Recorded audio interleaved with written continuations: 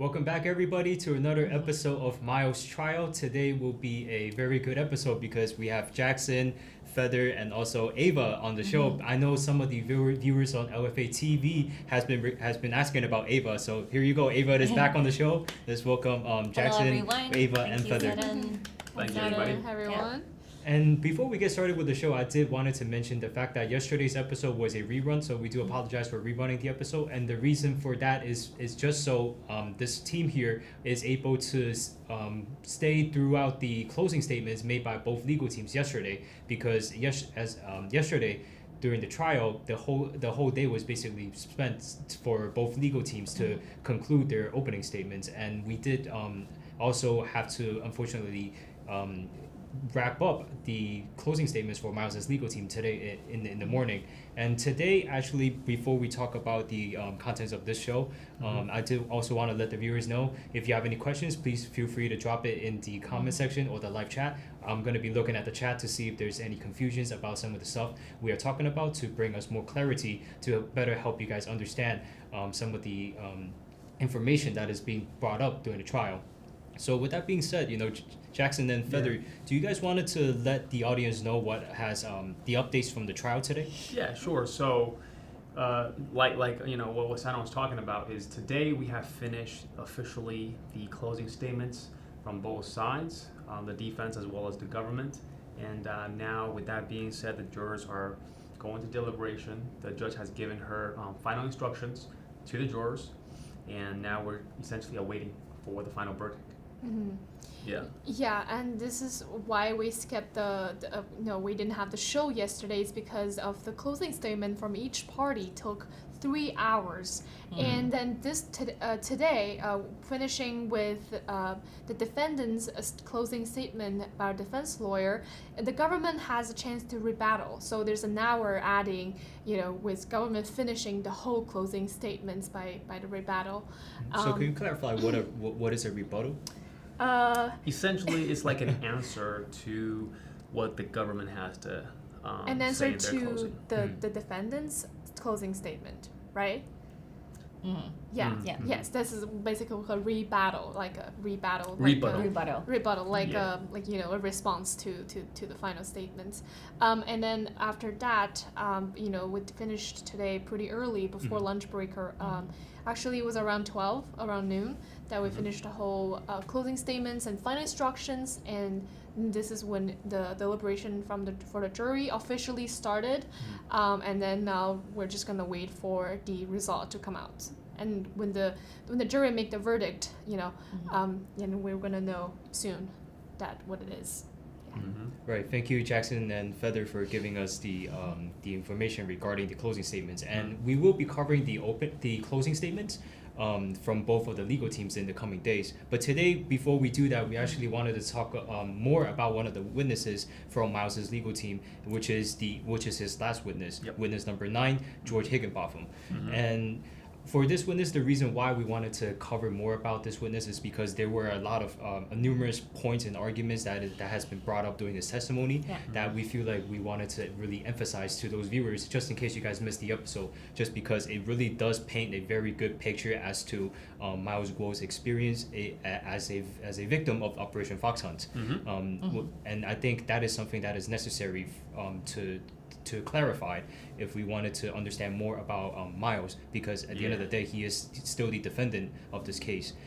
So with that being said, for Feather, do you wanted to, I guess, bring up his background for who George Higginbotham is? Yeah, for sure. So this person, George Higginbotham, was employed by the Department of Justice from the time period August 2016 to August 2018. And why it was ended because he was fired by the Department of Justice due to involvement in a conspiracy in an influence scheme. So this is what we're going to talk about. This is the reason why we bring it up, and it's related to Miles, and then this is why he testified in court, because of what he did in this scheme, and it's separated from this case. So this is another case to prove that the CCP tries to take down Miles by bringing him back, by abusing the U.S. judicial system and to bring him back, and it's CCP's tactic because Miles is CCP's #1 enemy, and this is one of the tactics to shut him down because of what he believes, what he stands for, you know. So with that being said, we're going to talk about so before this witness came in court to testify, they never speak with any of the defense counsel in person. Never seen Miles before, never talked to Miles before. And every communication is done through his counsel and Miles's counsel. And he pleaded guilty for what he did, the conspiracy in the influence scheme. So then we're going to talk about what he did and then why what he did that further prove why Miles is #1 enemy of the CCP. And this also will explain why it's so important for Miles to forward this movement. So this is all related, and it's because you cannot ignore the movement when you talk about this case, right? So we can let's talk about because before this witness came to testify, it's pretty sensitive, right? As we all know, they discuss a lot about this witness, what he can say, what he can't say, regarding to his work at DOJ. Do you want to bring some detailed information about what they discussed in court by the attorneys and the judge? Sure. Yeah. So this is gonna take you guys, because although we're on the trial day 31st, but we kind of going back 2 days ago. So on July, I think 9th, the day of 29th, that George Higginbotham took the stand of the witness. So he was the last witness in defense's case. Although it's very interesting how Higginbotham came in to be a witness. As you heard from Feather, that the defense team had no opportunity to talk to him before. Directly, at least. Directly, yes, through the counsel. Even through the counsel did not give the access to the defense attorney, other than confirming the location where he needs to show up, basically logistics. But the reason why is he was subpoenaed. Okay, so as you heard that Feather was saying that he was charged and pleaded guilty in 2018 in a conspiracy that involving repatriating Miles Guo along with his co-conspirators. There's a number of them, and they're very influential people in the United States. So just having George Higginbotham sitting at the stand and testify, there's quite a battle, I would have to say, in terms of what question that the defense can ask, because he didn't voluntarily saying that I'm going to come in and I will be a witness for you. No, he was subpoenaed. He was subpoenaed. Yes, he was subpoenaed, and he actually had agreement with government, but not the Southern District of New York, but he had a written agreement signed with District of DC of the part of the DOJ. So and so that's why when Miles Guo demanded that, say, hey, we're gonna subpoena him to be our witnesses, the government, I understand why the prosecution team is concerned, because they're also part of the DOJ. They're, although not same part of the DOJ that was George Higginbotham used to work for, but so to help you to understand how concerned and how sensitive to have George Higginbotham sitting there as a witness for defense, we want to show you two documents, two discussions basically happened at the court, and we're going to show you some transcript. One of the transcript we want to show you is on July 8th. Before 9:30, the court starts officially inviting the jury member to be seated. The judge usually conducts half an hour. They have a half an hour time to kind of sort it out any other business between counsels. The different teams. So let's pull up the July 8th transcript of, yes, that's great. Page number, is that the page number? If you can scroll down, that's the bottom, because that start with the courts. If keep going to the end of the end. Oh yeah, here, just hold on a second. Let me see the last paragraph of the 5. Yeah, thank you. So that started the discussion around the last witnesses thinking about this transcript is on July 8th. Okay, it's actually a day before that George Higginbotham took the stand. So the court, which is the judge is asking, are you going to implying at any point that the government, which means the U.S. government, is being manipulated by the Chinese government or the Chinese Communist Party, correct? This is a question posing to the defense counsel. So if we can score down a little bit, and then it says, responded by Scott Schrick, no, Your Honor, the defense has been clear that we don't plan to make the argument. If we can score down, I would note, however, that this is a single fact that Mr. Higginbotham was employed, of the DOJ. Could you score down a little bit because I missed the sentence? Can you scroll up? Up a little bit. A bit more. Just Line 5. Line 5, please. Yeah, okay. Department of Justice, at the time of the conspiracy and at the time that he had the meeting that I described to the court earlier today, and in fact, it's part of the narrative, Your Honor, because we were asked to go to those meetings in part because he was attorney for the Department of DOJ. Justice. So why they make the arguments, if you can score down a little bit. Okay, here we go. This is a Miss Marie. Marie is a member of the prosecuting team, so she is concerned. So she is saying, Your Honor, we strenuously object to that. So in terms of what you get a sense what the defense lawyer wants to bring out, they just want to bring out the fact that he's worked in DOJ. Maybe they were asking a few questions related to that, but the defense felt not comfortable, so they object and they say the state of fact in connected with Mr. Higginbotham a guilty plea in the DC case make it very clear that he was not acting in his DOJ capacity. So the prosecutor team trying to emphasize that he's acted out on his personal capacity. Okay, so when he decided to take part of this conspiracy that involving him working with others to repatriate Miles School on behalf of the CCP, he did it in his personal capacity. That's what the defense team trying to emphasize on. We can take away this document. Thank you. So they very sensitive. They're afraid. Because they themselves are DOJ employees, so they actually made a request to the judge and asked the judge to adding something in the jury charge, which is instruction to the jury, which is say, hey, Your Honor, could you add, this prosecution was brought lawfully by the United States. They emphasize on that they need to add that in the beginning of the jury charge, so then the jury has a proper instruction, so it does not taint the entire prosecution.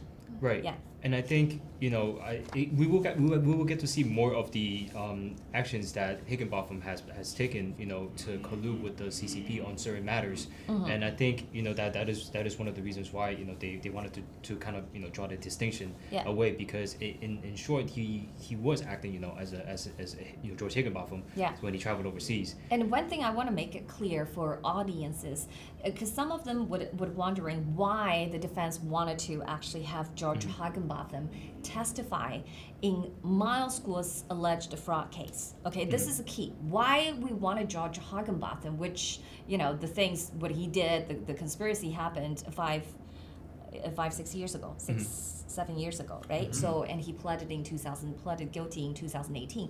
So I want you to understand the prosecuting team trying to argue that Miles School defrauded the people that followed him because he needs money. Okay, so by saying that, they trying to not giving people room to think. Okay, why would he do that? And risking his entire life. So in the course of the whistleblower movement, he fled China. He got here in 2015, left his entire family, left his entire life and wealth and everything he built in China, and he fled it here with no immediate connection, And then in 2017, he was threatened. Actually, December 2016, his family, his hotels has been harassed. In 2017, people was arrested, and then he's decided to come out to publicly speak out against the CCP. And ever since that, he was threatened, he was coerced, he was kidnapped, he was assassinated, he was tried every other way you can think of. On social media, CCP global smear campaign, they coerced social media platform to silence him, deplatform him, to lock his account on Twitter and YouTube, you name it. Okay, this is a global manhunt. And he continued to speak against the CCP, even though they sent the agents, even though they paid fake protesters from August to October in 2017. He continued on. But the prosecuting team wants you to believe that none of the things that he gone through matters to him. Okay, they want you to think that he was broken and he need money. That's why he defrauded people. For prosecuting team, that's such a simple thing. But we say, no, wait a second. Everything he did, the way he fled, the way he gave up everything, using a word, life-sacrificing prices that he paid, lended to United States and starting this movement, it does not make sense that he's writing this all off just because he needed money when he still enjoy his luxury lifestyle as a billionaire, supported by his family fund. Okay, don't forget that he has a family foundation that provided him since 2015, and the money has been consistently flowed in as we saw court evidence. So why we want to have Higginbotham is because we want, things happen to Miles Guo did not happen to anyone else. And asking a jury members like you and me, we're everyday people. We only see Hollywood movies and thrillers, and I don't think there's any Hollywood movie as even close to what Miles Guo has been experienced in the last 7 years. So it's very hard for people to understand. So having George Higginbotham make that experience real, okay? So we want jury, and particularly not we, I guess I have to think what the defense lawyer wants. They want this thing be real for the jury, so they wanted to have the perpetrator, okay, who participated the conspiracy on behalf of the CCP, who actually met the co-conspirators in CCP. He met the CCP's ambassador in US. Okay, he actually traveled to China in 2017 and talked to the CCP official. So he can make things real, and from his personal experience and sitting in that witness stand. So he can actually help solidify, the other people's experience as well, just through his testimonies. So this is why I think defense team wanted to have him coming as a witness and to share his experience and what he has done, what he pleaded guilty and what he has known to him, to the jury. So it's easier for the jury to connect the dots together with the kind of condition Miles Guo was under. Okay, so Miles Guo has no doubt is the CCP enemy number one and the highest priority of the Chinese Communist Party's fox hunt. Okay, having said that in mind, you will actually significantly undercuts the government arguments that none of things matters to him. Only money matters. Okay, Miles Guo is only after money. That's their simple version of the story. So that is why we want a Higginbotham in the courtroom and answer the question that we wanted them to answer truthfully in terms of what he has done. Right, and I think there were elements in his testimony that kind of gave us the picture about how much resources the CCP really spent in order to get back on Miles, to try to repatriate him back to CCP. And also another fact was that there was another piece of evidence of a phone call of a CCP member and Miles that was expressing the kind of the response of the CCP after Miles whistle blew against the CCP, right? Yeah. I think those two things, the fact that they came up in the court, actually, like you said, gave a very clear picture of the way Miles was attacked by the CCP, and also the CCP's reactions to his whistleblowing, which kind of solidifies the fact that.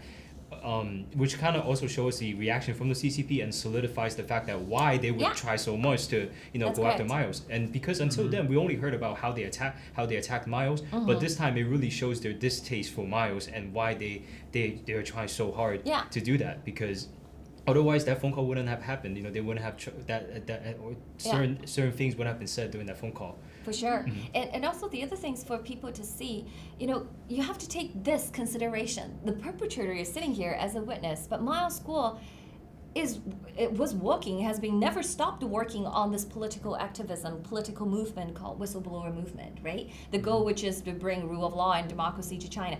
Despite the CCP is hunting him at the back, okay? That is why we had so many difficulties, so many difficulties in the 8 years in the past. So this is why the defense lawyer, in their closing statement, they want a jury, which is ordinary, a private citizen of the United States, to be able to connect. Okay, so not only he did political movement, but he did a political movement under this kind of circumstances, and still survived, and still managed to grow the movement, and still elicit so many independent thinkers like us to follow him. So there must be something here that was, look beyond what the shallow story or superficial story that the the government brought, right? So, Yeah, another thing too I'd like to point out is the fact that the idea of taking down the CCP has been very welcomed in the testimonies by the witnesses, right? I haven't once heard during the whole trial that someone supports the CCP. That's right. It has always been, everyone has always been, hey, taking down the CCP, that I support that, I respect that. So that's something I would like to point out. And another thing too is that also speaks to the actions of George Higginbotham, right? Because I know around the time he testified in the very beginning, there were some statements made by the court regarding his actions. Do you want to actually cover that part? Because I think that part is actually very significant. Very telling, yeah. So if we can switch to the second, that was a transcript that we're about to show you. Is actually on July 9th. The 29th day of the trial. It's on page 5558. If we want to, 5559, right? Is that 5559? Yeah, 5559. So I have it here. This is another discussion. So we just read a little bit for the July 8th. So that was sensitive for the government regarding George Higginbotham in terms of the scope of the question from the defense. Again, the next day in the morning, they discussed this very issue again. It just showed you how much weight the George Higginbotham's testimony carried for the defense, both for the prosecutor and for the defense. So here we go, 555. This is page 559, isn't it? It starts at the second paragraph. Yes. You can read the line numbers there. Okay. Oh yeah, at line number 7, it's basically say the government now would ask. And we understand that may be over defense objection, but just for the very factual and accurate statement that this prosecution was lawfully brought by the United States of America, full stop, after the DOJ employment is illicit in Mr. Higginbotham's testimonies. And then our lawyer, Scott Shurek, responded, say, Your Honor, 2 things with respect to Mr. Higginbotham. One is I just wanted to make sure the court aware of the consistent with Honor's instruction yesterday. I have communicated with Ms. Higginbotham's attorney to convey the court's instruction to Mr. Higginbotham, affirmatively raising the fact that he was a DOJ employee beyond what the defense and the government have agreed appropriate questions on his direct and cross. So just to trick and tie that off for the court. So as we showed you on July 8th, they were talking about limiting the scope of the question, and this is again mentioning about what it was, what the defense planned to do. So if we can move to 5561, page 5561, the second paragraph start with line 9, and the court says, this is actually the judge. The judge, after hearing both defense and the government, the court said, this is an extraordinarily unusual circumstances where an individual who is an attorney and employed by the Department of Justice got himself involved in a scandalous scheme that goes to the very core of lack of patriotism, a lack of his allegiance to his oath. It's a very rare circumstance, and I'm afraid that the jurors may think that somehow his conduct infected the rest of the work of the Department of Justice. And then our Shurik responded, I certainly understand your owner's point. I think the only thing that I would add is I fully expect that government on cross with Mr. Hackenbotham will elicit that he was not a persecutor. He worked in the Office of Legislative Affairs of the DOJ in Washington, and we will also likely elicit that his scheme was, frankly, interrupted by FBI and that it was not brought to fruition despite the conspirators' attempts. So this is what in July 9th. So anything else from you guys in terms of what the discussion might be, that your recollection? I believe we covered this a little bit the other day when after the trial and when the judge said that in court. Just give me a second. Just go back a little. Because I think we can see not only the concern of the prosecutive team, but also the judge herself, right? She's worried, and I think I think a lot of people working in DOJ are actually good people. But what we wanted to make a jury to understand is it's a state of mind of Miles School and the whistleblower followers. Is because the things that happen to us and happen to Miles School are so real. Okay, the threats, the life-threatening things are so real. They're hanging at our mind all the time, right? So we worry that the CCP would come after us and the CCP would come after our family. And as you heard from the previous testimonies, right, Mr. Who was forced by the CCP to file a false complaint of of GTV to SEC and FBI and writing letters to New York Times and New York Times, Wall Street Journal. So he said when the lawyer asked him, do you feel safe in the United States? His answer is no. I don't feel entirely safe because why? Because the CCP is here. And we all know CCP is here. So what we worry is CCP infiltrated and utilized, the United States people, patriots, as a tool, using deceiving or corruption, whatever tool they have, to use those agents and to basically hurt Miles School and this movement. That's our fear, and it's always going to be there. So, and we want to try to show the jury, so help them to understand when Miles School is under that kind of thinking and fear, that state of mind, what kind of action would he do? Okay, in terms of some of the things that we demonstrated in the past, whether it's by prosecution team or by the defense team in the last 29 days of the trial, right? So with that understanding and the state of mind. So, go ahead. I just want to add something real quick that a lot of things being brought, like Eva said about Miles' state of mind, and then how his supporter, like Mr. don't feel safe in the United States. And think about what happened to Miles when he's here in America, seeking a refuge, right, from the CCP. And then, people like them exist. People like those people are courageous. After they're getting prosecuted by the CCP, they still choose to speak up against them, even if they don't feel safe even in here, right? So this is another way to show that what Miles does is not only courageous, like he tried to bring other people with him that stand up against CCP, and he goes beyond that, right? Right, and there are two main points I think that is brought up in this statement that actually wraps up what you guys say perfectly. And one of the points is the fact that this is a very rare occasion, right? Because if you think about it, there's only so many CCP members in this world, and the people that collude with them, I can only imagine them to be an even smaller handful of people. Absolutely. I think that's a good distinction that the court actually made between those people who collude with the CCP and also the system itself. Because if you guys actually watch the opening of the show, there's actually a quote from Miles about how Miles expressed that he thinks the American justice system is great, and he believes he still believes in the justice system because of this fact that there's only so many CCP members in this world, and there are even less people who collude with them. And another fact of this speaks to the uniqueness of the situation, right? Because when we think about another witness that on the government side who actually bought on another case, the bankruptcy case, that he also testified to the uniqueness of the situation, and that is because Miles Guo is the number one enemy of the CCP. He is a whistleblower of the Chinese Communist Party.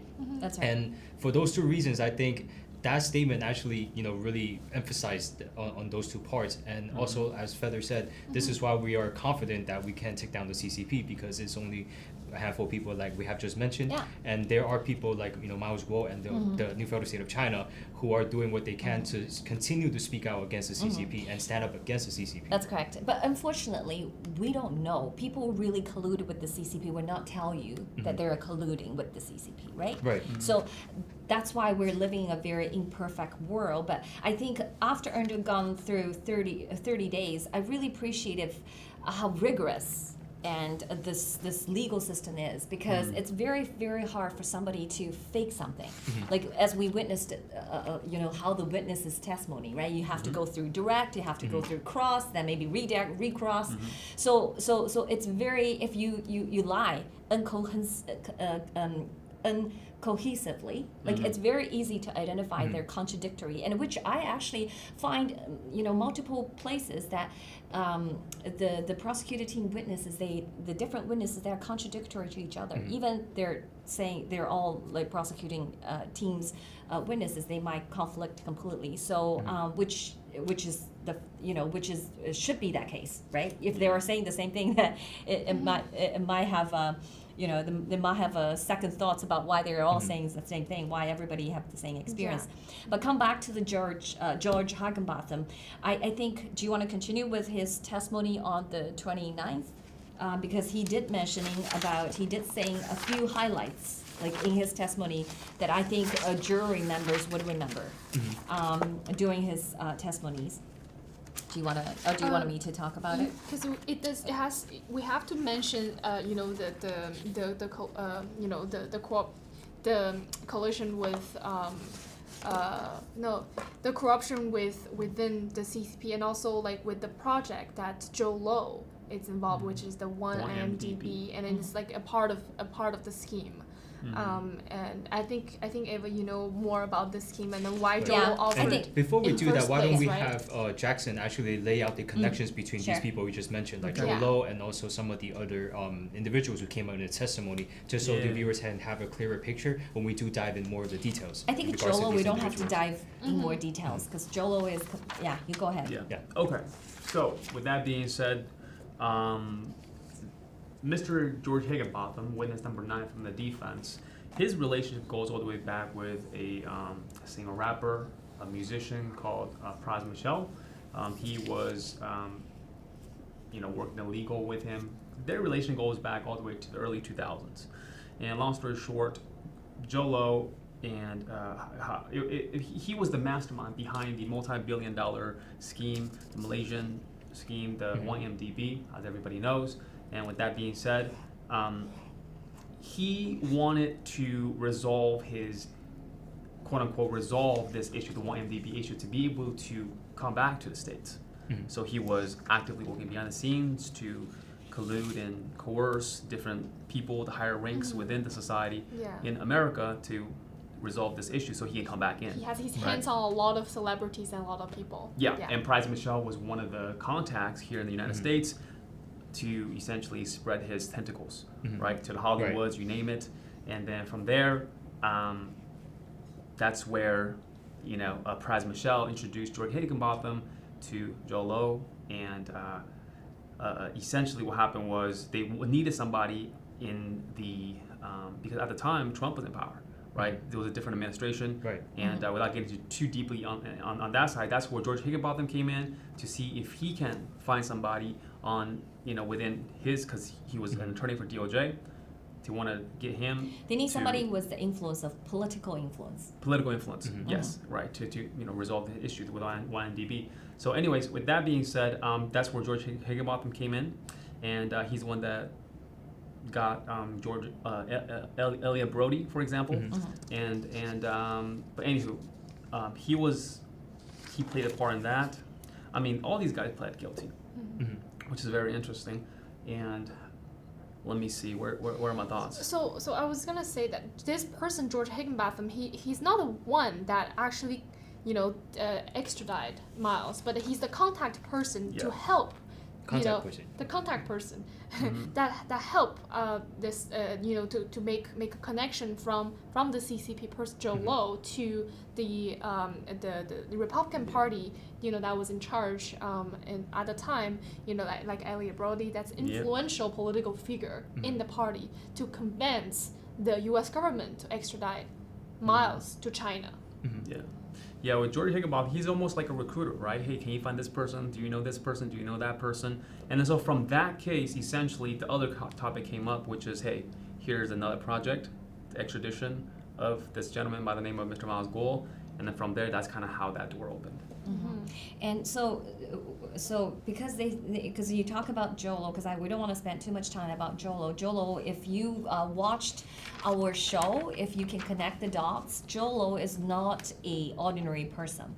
He is a Malaysian citizen, but he is actually a illegitimate son of one of the CCP kleptocrats. Okay, and his name is Meng Jianzhu, who basically was the head of secretary of the Legal and Political Committee, which is one member of the Politburo, very close, very top CCP members, illegitimate son, that's Jolo, and he's stolen billions of dollars from 1MDB, which is a sovereign wealth fund for Malaysian people. So these kleptocrats did nothing but stealing from people. So, George Higginbotham came into the picture because Jolo was looking for people to resolve a civil matter. He wants to settle with DOJ so that he can come back into the United States, because DOJ has charged against him on the 1MDB embezzling of billions of public money. Okay, so that's the case. So they need a civil matter and they need an attorney, and this possibly have influence at the government and someone with political connection. So that's why Higginbotham came into picture. But then Higginbotham say, it sounds like you want to influence DOJ, then I need to find someone maybe more powerful. And if you want to extradite Miles Guo, then we need someone extremely powerful. So that's why he started consulting and suggesting who they should approach. But once all settled down, they find a lot of people. Like one of them is basically in Trump administration, the finance committee chair, vice chair. His name is Elliot Brody. So he has a lot of connection with the political arena, and which he also later on solicited the Stephen Wynn, which is the finance chair, and also a personal friend of President Trump at that time. So, but somewhere around the June or May, he's testifying saying that there's another opportunity came up for George Higginbotham, and he described this opportunity as more lucrative, potentially more lucrative than the 1MDB consulting he providing for the CCP. So when he described this, he mentioned about when our defense lawyer asked what's your understanding in terms of what the CCP willing to offer to remove Miles Guo from the United States, and his answer is. The CCP will potentially offer a prisoner exchange and high-ticket items such as planes and also other ways to improve U.S. and China relationships. So the CCP is willing to engage in those things. But on top of it, we know there's monetary dollars as well from previous court cases. There is actually $3 billion put it out there, and for them helping repatriating, they can get George Higginbotham and Michelle can get $100 million, right? And Elliot Brody was promised for another $75 million and later on $3 billion for the entire scheme. So we know there's a huge ticket item on Miles Guo. Oh, extremely huge. Extremely huge. 100 million just for two individuals. And also prison exchange. Right. And also part of the deal is they actually this is not set by George Higginbotham. It's by reading the legal documents, and I'm just sharing with you. There's actually also they're willing to accept I think it's tens of thousands, maybe over 10,000 Chinese illegal immigrants here. So they're willing to take them back, and then. But the thing, and he also testified, he said he basically taking the order and agreed to meet with the Chinese ambassadors in United States. So he actually went to the ambassador in July 2017 to convey a message. Okay, basically saying everything going great. We look like the logistics on repatriating Miles School went smooth, something like that. And then shortly after that, he actually received the money. Okay, after July 2017, when he met with the Chinese ambassador and reported a good kind of update, more than good, I guess. Actually, in August, he received a large amount of money. He didn't say, in the testimony, he didn't say exactly the amount. He just said there was a significant amount of money coming in, tremendous amount. Okay, it's actually more or less of $100 million.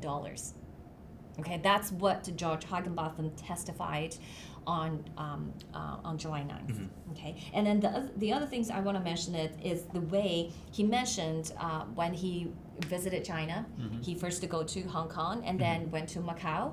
Macau is another special autonomous region that the Chinese government took over back from Portuguese government. It's also right next to Hong Kong. Very close. Next to Hong Kong. Hong Kong taken back from British government, UK government, but Portuguese was taken back from Macau was taken back from Portuguese government. So, and he described this when asked, how did you go to Hong Kong? He said, we flew from LA to Hong Kong, we exited the plane, jumped out of a golf car, and then when asked, did all of you required to go through immigration in China? He said, no. And were you required to go through Chinese custom? No. Were your passport stamped? Because we all know when you enter China, when you enter, in fact, any country, right? You kind of have your all documentations. Exactly, but no, his passport did not even got stamped when he visited China. And then he said, my passport was taken away. Yes, my passport was taken, but never stamped. And they basically, you would never be able to find, if they don't tell you, you would never be able to find any records that they were there. Record. Yeah, it's not on record. So this is telling you that what the CCP does, they can do everything in China. They can make you disappear, they can make you not stamp on your passport, it just seems like you never been here before. So this is something later on there's more money come in, and he participated in the scheme, and he basically helped the CCP to try to remove Miles School, but it was unsuccessful. So that he testified, and I remember them asking him, to your understanding, like, why do you think the Chinese government want him back so bad? Right? And this question's been objected, so he was not able to answer. But later on, with his testimony, they were showing like a stipulation, a recording, but it's in a transcript and translation. So and our lawyer Shirk was reading it, and basically we talked about it before. It's the Secretary Liu that's work in the CCP that warns him, oh, you gotta be careful what you say because you're offending people right now. And you're entering your age of to understand your fate. Move on forward. So you're not allowed to discuss these two leaders. So this is like in the other way. It goes around the question saying, oh, this is one of the reasons why they want him back, to shut him up, right? So just make it clear for the audience, the recording is between Miles School and a CCP official. It's a secretary of, I think, a deputy secretary of public security or something, and his name is Liu Yanping. So actually in George Higginbotham's testimony, the defense lawyer played a audio. Sorry, not audio. The transcript of the audio. The transcript of the audio, and they actually read it out. They read it out, and Higginbotham was sitting there, and this person, I'm not sure whether Higginbotham met in China. Did Higginbotham met this person in China? He met Zhou Lo. I don't believe he met this person. No. He met Sun Lijun, which is the Ministry of the Public Security. Okay, but this part we played for him when he was sitting at the stand, and this part basically is the Chinese top official who secretly visited Mao School in May 2017 with other 3 agents, and they were undeclared. So basically, they entered the country visiting Mao School illegally, basically. That is why they were expelled by the FBI later on when FBI found it out, they were here. So, on the video, basically, they're threatening Mao School and saying, okay, if you don't do this, your daughter, your wife, your 4th brother, your 6th brother, blah, blah, blah, like they basically threatening him. And they're trying also convincing Mao School, say, if you did this, if you shut up, if you don't talk, you will have your life back, you will have your wealth back, you will have your family back, it's everything you want, that you can have it. But Mao School didn't stop. We all know that. But this is a recording that played when Higginbotham was testifying. And then in the cross, so when the government crossed it, the government actually also used the transcript. But what they did is they, under about, I don't know how long, maybe 30, 45 minutes of transcript, recording transcript, they picked a few things out.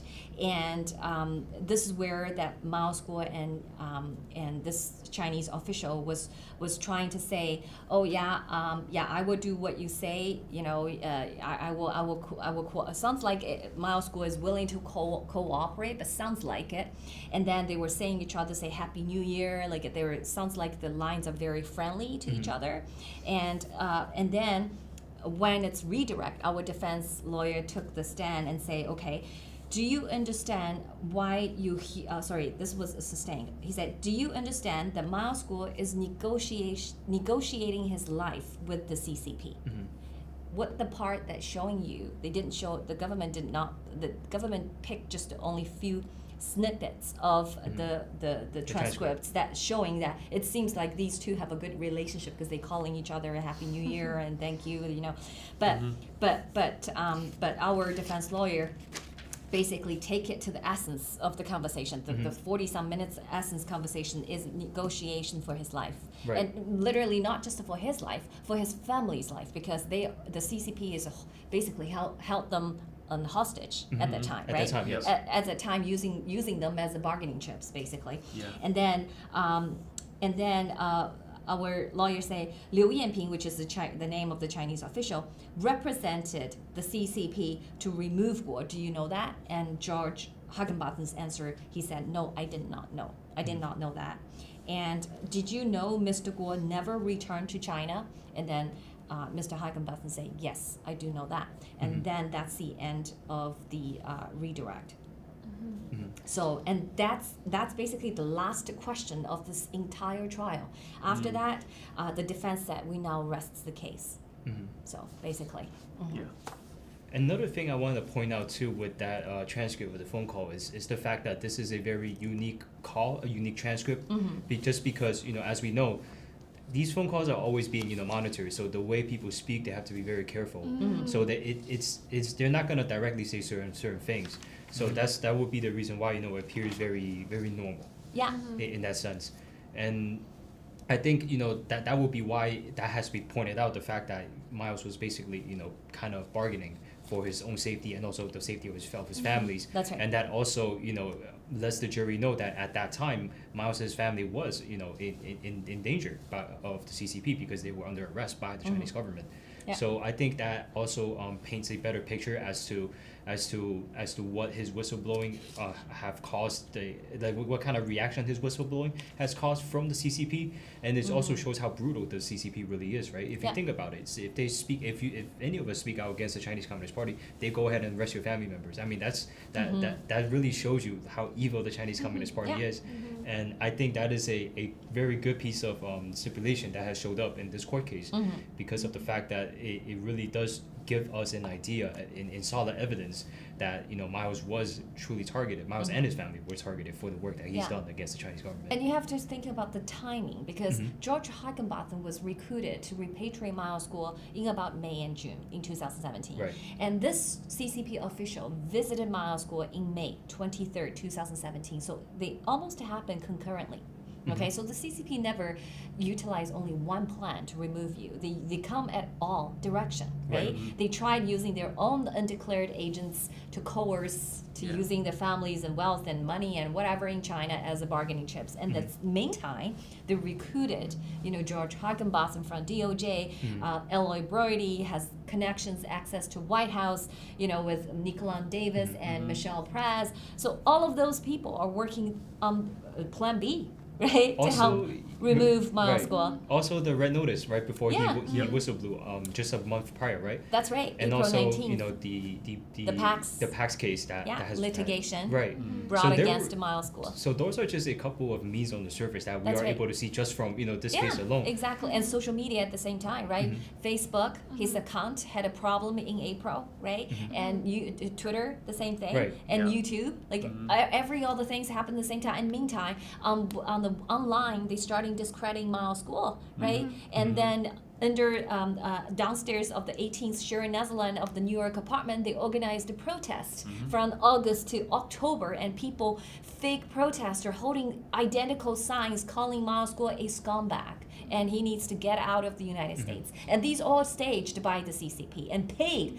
Actually, on the stipulation letter, it says the CCP provided food, money, and signs for those protesters, right? Right. Yeah, and this proves also the CCP expert testimony in court that this is all the tactics used by CCP to their targets, Yeah. and everything's been used, and this all proves that no one have ever experienced this at a target of a Russia government or another government. No one ever experienced this. Yeah. This is proof that Miles is the number one enemy of this Chinese Communist Party. Yeah. So also, we're gonna later on explain why. Think about what he did to forward this movement, and this is how we have to connect the movement with what he did.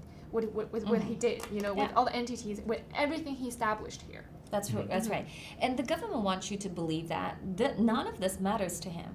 Okay, and he just turn around and start to, because all he thinking is how to steal people's money. That's all on Miles Guo's mind. That's what the government story is, but it's really, really, I think it's very misguided. It's very misguided and very, very superficial. They didn't understand us at all. They didn't understand the movement. They don't care to understand the movement, the political activism, and in terms of all the life-sacrificing amount of price that Miles Guo has been paying and other fellow fighters has been paying. That is why when the closing statement, when prosecuting team mentioning about victims, I wasn't feeling very good because I don't like people calling me victims. The matter of fact is we have more than 5,000 investors invested with GTV, and we know we're getting into. We know it's a long haul. We know that we have to take down the CCP before all those business will be allowed to be boomed as a normal operation. But he painted those victims as gullible. Okay, because they believed Miles Guo so easily. Just because somebody tell you will not lose your money and you will get rich, and we believed him just because we want to get rich, and that makes me feel like I'm belittled. Okay, I have my own critical thinking. I know what I'm getting into. I read all the investment documents before I signed, before I wild my money, and I weighed it against the risk versus what I think I need to do, what the right thing to do, right? I took the money. If I lose it, I lose it. I still would be able to have my retirement. It's not like this is everything I have, right? So that is why when she or he in the prosecutor team in their closing statement saying that Miles Guo defrauded all his investors, that's really, really not true.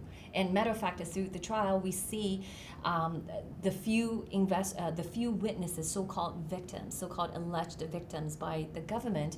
If you're adding all their investment together, it's not much. They're not compared with the vast amount of money, almost nearly $500 million US dollars raised through GTV private placement. That's nothing. It's 0.01%. Less than 1%. Yeah. So you can't say that this is a fraud.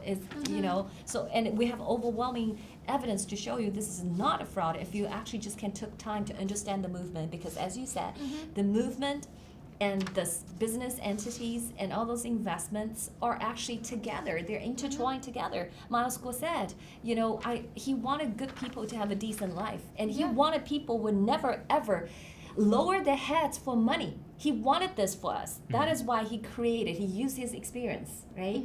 And he used his network and talents to help ordinary people to get rich, because he painted an alternative life for Chinese. We can live better and without CCP, because the CCP right now is threatening our lives, our wealth, and everything else, right? So this is what he has been doing. So all along the way, and I think that the defense lawyer in his closing statement said very well. He said, just like, because this year is 2024, you're about to have, the most important election in the United States, just like you bombarded with campaign ads. Moscow did nothing different than that. Yeah. He's simply telling Chinese people that there is alternative and there's something better to aspire to, and to get to become better, to gain more wealth, is nothing wrong with it if you gain it in a lawful way, right? In an ethical way. That's what the G-Series is doing. That's what G-Entity and investment is doing. So so I think our defense lawyer did a really good job. But I think we're not going to talk about today. We're going to talk about tomorrow. Isn't it right? We're going to talk about tomorrow about the closing statements. Yeah. So I think, today we actually, I think, I do want to thank Ava and Jackson and Feather for giving the audience such a great explanation on this witness's testimony. I know we just have a couple minutes left for today's show, but I am very excited to learn more about the closing statements made by both legal teams, just to see how they close out their arguments, right? Essentially, because I do, from my understanding of the closing arguments, that's when they kind of put some of the evidences out there and kind of connect everything together to really piece from arguments to arguments. So this way, it's kind of like, because the trial has taken place for quite a number of days, so some of the evidences, some of the details might not be as fresh in the jury's memory. So this is actually allows us to get a picture, get a sense of the logic, logic and really just the logic between the arguments provided by both teams. And I am very excited to hear the logic and the arguments laid out in the closing statements by Miles's legal team.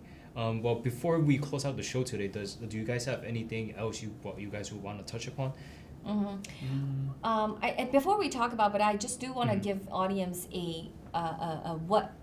arguments. I think it's very, very erroneous. Okay, so today in the closing statements, the prosecutors say that the movement is by design by this head of the criminal enterprise named Miles Guo. Okay, so he designed, nobody, because both parties agree CCP is bad, because they entered into a stipulation, right? They don't deny the fact that CCP is on the back of Miles Guo, but they didn't actually take this into consideration on the effect on the person's state of mind at all. They just say, okay, Miles Guo created the movement by design. The reason why is because he's going to use the movement to defraud the money that the people that follows him, the people that follow him. So this is the umbrella that they start with. This is a premises. They want to build all the evidence underneath that, which we will probably tomorrow show you that there's really no hardcore evidence. There's no hard evidence to actually sustain and to support this claim. Right? Like Sid said, governments are really long on talks, but really short on evidence. Yeah, and then they're only trying to connect the dot without giving you any dots. That's right. Yeah. So that definitely will be interesting to see tomorrow, because that is in most of the cases it is a reach, in my opinion, on some of these allegations or some of these arguments that is being made. But with that being said, we just have another minute left in the show, so I just do want to let the audiences know where they can find more information about this Miles Guo trial. We do have an account on X at NFSC Speak, and also a Getter account at NFSC Speaks, where we will be posting more information in regards to the trial, if you guys do want to learn more about this trial. And also, we will be having this show at 3 p.m. Eastern Standard Time. And we also have all the court documents, all the transcripts on our official website at nfscofficial.com. So if you guys do want to read more about these trials, learn a little bit more, these are the places that you guys can go to learn more about us. To learn more about the trial. So with that being said, we will see you at the same time again tomorrow. Thank you guys for watching today, and we will see you next time. Take care. See you. Bye